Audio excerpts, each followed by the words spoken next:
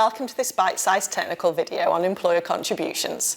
I'm Lisa Webster, Senior Technical Consultant here at AJ Bell, and in this video I'll be having a quick look at the rules around employer pension contributions and how employers get tax relief. When an employer makes contributions to a UK-registered pension scheme for its employees, it's always paid gross. Tax relief is given to the employer by allowing contributions to be deducted as a business expense, so reducing the employer's taxable profit. There's no fixed limit on employer contributions, and the level of contribution that can attract tax relief is not linked to the employee's earnings. Instead, the contribution must meet what is known as the wholly and exclusively rules.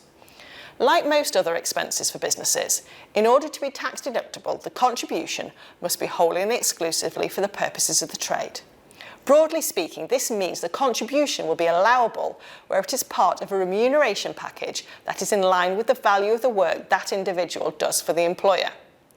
In the case of directors and family members, this may be examined more closely, but the same principle applies. Put simply, does the individual add that value to the business? If the answer is yes, then there is no issue with a pension contribution being in excess of the amount of salary the employee is paid. When deciding if the contribution meets the rules, it is the whole remuneration package that is considered, as it is the employer that claims the tax relief by deducting it from taxable profits, so less corporation tax falls due. Should the local inspector of taxes question the level of contribution, it will be a matter for discussion between HMRC and the company accountant. As the pension scheme is not claiming tax relief, the scheme would not be involved. If for any reason the employer couldn't claim tax relief, this alone would not allow them to have the contribution returned from the pension. In practice, though, it's rare that employer contributions are challenged. Some employees may choose to give up some of their salary in lieu of a larger pension contribution from their employer, commonly known as salary sacrifice. Contributions under salary sacrifice are therefore employer contributions. One last note. Although there's no limit on tax relief for employer contributions as long as the wholly and exclusively rule is met, the annual allowance still applies.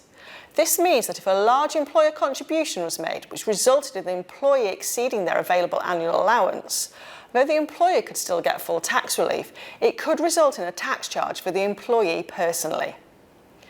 Look out for our bite-sized videos on the annual allowances and the annual allowance charge for more information on this.